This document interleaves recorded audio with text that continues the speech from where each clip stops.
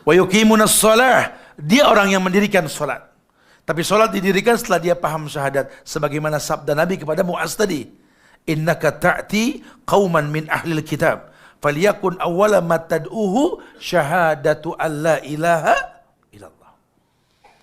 Yang pertama kau dakwahkan dulu Muhammad kepada orang-orang Yaman, ahlul kitab, karena Muaz diutus ke negeri Yaman. Ahlul kitab, Yaman itu bukan negara Islam tadinya, negara ahlul kitab, isinya orang Kristen, isinya orang Yahudi. Raja yang ingin menghancurkan Ka'bah itu kan Abraha dari San'a, Yaman. Maka jangan heran kalau orang Yaman senang nyanyi gambus. Orang Nasrani bernyanyi, mereka bernyanyi. Jangan kau katakan musik Islami, tidak ada musik Islami. Rasul diutus ke tengah-tengah masyarakat yang senang syair, senang bernyanyi. Di dinding Ka'bah itu banyak musik, banyak syair dulu. Datang Quran menghapus itu semua. Maka kalau ada orang cakap sekarang bila ada musik Islami, innalillah. Padahal sahabat Nabi yang suaranya bagus banyak. Siapa? Mus'ab bin Umair, bagus suaranya. Abdurrahman bin Auf, bagus. Abu Musa al-Asy'ari, kata Nabi, min mazamiri ali Daud, seperti keluarga Daud. Daud kalau sudah bernyanyi, burung pun enggan berkicau, indah suaranya. Abu Musa sama. Abu Hurairah, indah suaranya. Tapi tidak pernah dia sampaikan hadis pakai musik. Qala Rasul, tidak ada gitu. Padahal musik gambus sudah ada zaman Rasul. Yaman sudah sampai itu musik, bukan tidak. Masya Allah. Jadi kita perlu paham. Yang pertama dilakukan syahadat. Sudah syahadat? Lah, dia baru sampaikan a'limhum. Ij'alhum aliman bil ilmi. Sampaikan ilmunya. Bi'anallahu taradu alaihim khamsus salawat. Baru bicara ilmu. Ajarkan ilmu. Allah wajibkan sholat. Ilmu yang dikedepankan. Maka kata Syekh Albani, 1 rakaat dalam sifat sholat Nabi disaksikan 735 hadis yang sahih. Kebayang tidak? Antum berdiri menghadap kiblat, takbiratul ihram dalam niat antum Allahu Akbar, ya demi Allah, sampai ruku, i'tidal, sujud, iftirash, sujud, naik lagi, 1 rakaat disaksikan 730 hadis lebih yang sahih. Makanya kalau kita nggak buka ini sayang. Sementara apa? Awwalu ma yuhassabu min ummati as-shalah. Yang pertama dihisab itu salat. Bahkan al-ahdu bainana wa baina syirik wal kufur tarkus shalah. Yang membedakan kita dengan orang kafir musyrik salat. Ini sahabat nggak ada yang takut perang dulu, kenapa? Karena ngukurnya dengan salat.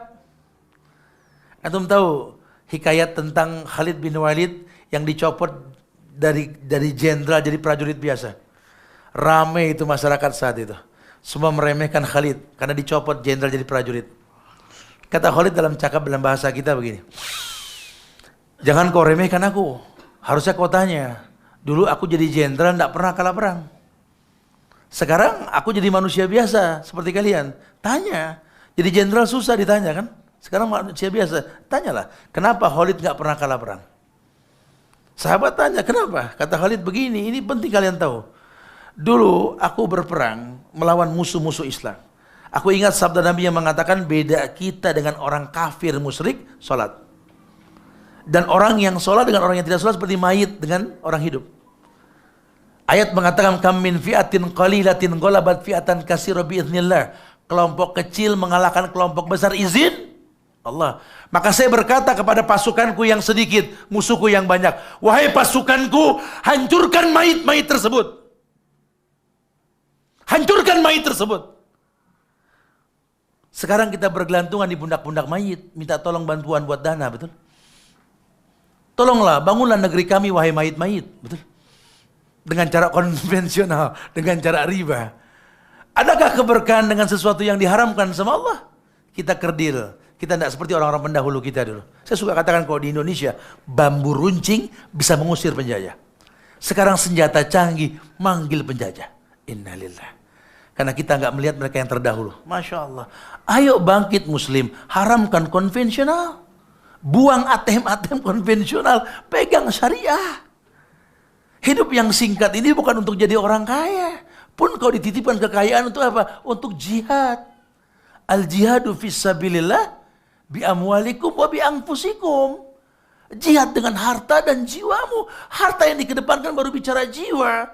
Makanya zaman Nabi orang yang mau perang, Nabi suruh sedekah dulu. Kalian mau jihad, mau dzirwatus sanami al-jihadu fisabilillah. Puncaknya agama itu jihad. Puncak, ada dasarnya, ada tengahnya. Harus rapi agamanya dulu. Umar menyetop pasukan untuk melawan Romawi ke negeri Palestina. Karena apa? Ada di antara pasukan yang durhaka sama orang tua. Pulanglah kalian semua. Kenapa Umar? Tak mungkin orang berikan kemenangan sama kalian. Kenapa? Ada yang durhaka di antara kalian. Masya Allah. Sama orang tuanya. Masya Allah. Dibersihkan betul pasukannya. Subhanallah. Nabi perintahkan sahabat bersedekah ketika perang Tabuk. Kenapa? Karena orang kalau pengen jihad nggak boleh punya hutang. Ini banyak orang sekarang mati syahid dalam keadaan berhutang. Bahkan saya pengen mati syahid. Kenapa? Pusing sama utang. Masya Allah. Bahkan jihad syaratnya tidak boleh berhutang. Ayo berjihad, tapi jangan punya hutang. Ini orang jarang paham sampai kemarin. Pengennya mati langsung syahid. Gampang betul surga. Hubunganmu dengan orang tuamu bagaimana? Ada anak muda datang ke Rasul, gedebak, naik kuda besar dia. Gedebak. Ini pedang kiri kanan di pinggangnya ini, busur membelah badannya ini. Ya Rasulullah, izin gak aku berjihad bersamamu ya Rasul? Nggak layak tolak ini orang. Sudah gagah, kudanya besar, pedang kiri kanan, busur membelah badan. Kata Rasul, punya orang tua tidak? Punya ya Rasul, berbaktilah. Bagaimana Allah berikan kemenangan, kesuksesan selama kau tak dekat dengan orang tuamu? Berbaktilah. Masya Allah. Lihat bahasa Rasul. Lihat orang-orang terdahulu. Jadi jangan heran. Jangan heran kalau dulu mereka bisa menaklukkan dunia. Jangan heran kalau Nabi mengatakan, La tasubbu ashabi, law anfaqtum misla uhudin dhahaban, ma balaga muda ashabi, wala nasifah. Kata Rasul. Tolong kalian jangan remehkan sahabatku. Wahai para Syiah dengar. Jangan remehkan para sahabat Nabi. Abu Bakar, Umar dan lainnya. Jangan kau remehkan. Kalau kau sedekahkan emas sebesar Jabal Uhud. Sahabatku cuma 1 mud. Tidak setengahnya. Mulia sahabatku timbang kalian. Nabi jaga kemuliaan para sahabat. Syiah membenci sahabat. Dan mereka masuk ke semua lini kehidupan negara-negara di dunia ini sekarang. Dibikin orang fobia sama Arab. Jenggot Arab, tidak isbal Arab, hijab Arab. Ada apa dengan Arab? Ada apa dengan Arab? Bangsa yang dicintai sama Allah, dititipkan Mekah Madinah, Haramain. Disampaikan kemuliaan ada Nabi dan Rasul di dalamnya. Tidak ada kaitannya Islam dengan Arab dalam artian dakwah tersebut. Sampai Islam ke Arab. Tapi tidak ada ayat yang mengatakan, Ya ayuhal Arab. Ya ayuhal nas, ya ayuhal ladina amanu, tidak ada ya ayuhal Arab. Maka dikatakan la farqa baina Arabiyyin wa ajamin illa bittaqwa, inna akramakum innallahi atqakum. Bahkan buku yang terbaik setelah Quran Sahih Bukhari, penulisnya siapa? Muhammad bin Ismail bin Bardisbah, bukan orang Arab. Tidak ada kaitan, ini Syiah yang benci sama Arab, ini komunis yang benci sama Arab. Dibikin orang fobia dengan Arab. Lawang yang menjajah dia Inggris, yang menjajah dia Belanda. Tidak ada yang fobia Inggris, tidak ada yang fobia Belanda. Lalu yang menjajah dia Jepang kok, tidak ada yang fobia Jepang. Lalu yang menjajah dia jelas-jelas Cina yang bikin dia dekat sama komunis, tidak ada yang fobia sama Cina. Kenapa fobia Arab? Karena orang tahu kalau sampai dakwah ini sampai Arab jadi contoh dalam penegakan syariat, wallahi dunia ini akan hancur dengan sendirinya keburukan-keburukan yang ada. Karena dunia telah dikuasai oleh 3 kekuatan. Kekuatan judi, kekuatan narkoba, kekuatan prostitusi. Perhatikanlah, kalau sudah airport internasional, syaratnya menjual minuman keras. Syaratnya menjual hal-hal yang bersifat narkoba, rokok dan lain sebagainya. Kalau sampai Islam tegak, Islam haramkan wala taqtul anfusakum. Wala tulku anfusakum ila tahluka dan lain sebagainya. Islam haramkan zina. Islam haramkan prostitusi. Islam haramkan narkoba. Islam haramkan maisir. Bertentangan sama mereka. Mereka akan hancur dengan sendirinya. Tapi khalaslah, kita harus menegakkan syariat. Fi ayyi ardin tata fa anta mas'ulun an islamiha. Tayyib. Wa yuqimus shalah. Mereka berilmu tentang salat. dan mendirikan sholat tentunya. Wa mimma razaqnahum yunfikun. Dan mereka menginfakkan yang mereka dapat dari Allah berbentuk rezeki. Ketahuilah, tidak semua orang punya gaji, tapi setiap orang punya rezeki. Ya. Orang ada gaji bulanan, tidak semua punya gaji bulanan, tapi rezeki dia punya bulanan nanti insyaallah. Kita nggak pernah tahu. Bahasa Allah, wa mimma razaqnahum yunfikun.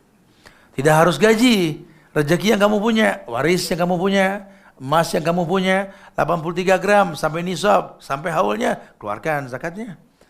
Karena Allah memerintahkan wa mimma razaqnahum yunfikun, dan ternyata yang kau keluarkan itu emang akumulasi. Ma anfaqtum min syai'in fahuwa yukhlifuh. Ma naqasat shadaqatum min malin. Ya, betul sekali. Cara untuk menambah jumlah bilangan yang kita miliki, sedekah. Anfik, unfik alik. Nah, mereka orang-orang terdahulu tahu wa mimma razaqnahum yunfikun. Dan semua yang Allah berikan rezeki tersebut diinfakkan di jalan Allah. Baik infak diterjemahkan nafkah, zakat atau sedekah. Nah, kalau kita bilang bajis kalau di Jakarta itu ya, badan infak, zakat dan sedekah. Di sini saya nggak tahu apa namanya, tapi yang pasti i'ta, memberi. Zakat jelas 8 asnaf yang dikasih. Kalau infak jelas, wahai laki-laki, secantik apapun istrimu, selucu apapun anak-anakmu, biar dalam hidupmu ini ibumu, ayahmu baru istrimu. Berkah dalam hidup. Ya, Masya Allah, ya. Atau sedekah secara umum. Hatta orang kafir boleh kita sedekahkan. Nah, untuk membantu mereka dalam rangka dakwah. Kenapa? Tahabu. Jadi jangan sampai kita juga nggak memudahkan dakwahkan mereka. Tayyib.